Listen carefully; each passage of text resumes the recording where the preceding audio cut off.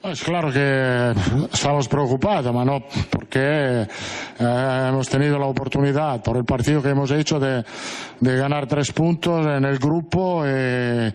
Más que preocupados, estamos tristes porque creo que el equipo ha cumplido el partido, lo ha jugado con mucha intensidad, con mucho compromiso. Creo que los pequeños detalles en la primera parte, en un centro, en la segunda parte en un saque de banda nos han costado el partido, ma cuántas veces los pequeños detalles no te costan el partido. Hay momentos que con mala suerte te costan, pero el equipo el partido lo ha jugado, hemos tenido muchísimas oportunidades. Se podía ser más fino en los últimos 30 metros, sí, se podía ser más fino, pero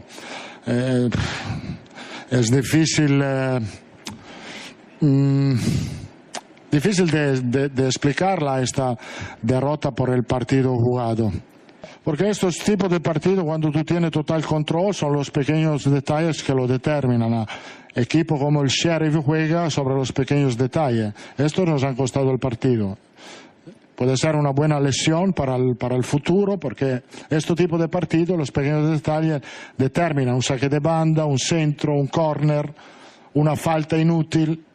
Te costan y ahora comentamos una derrota cuando el equipo no la merecía, honestamente, por lo que ha hecho. El Sheriff ha defendido bien, ha defendido como podía, muy cerrado, atrás. Nos ha dejado jugar por fuera, pero hemos combinado bien. Muchas veces hemos roto muchas veces la línea atrás, hecho mucho centro. Lo que no hemos hecho bien, los pequeños detalles, se podía ser más concentrado ahí.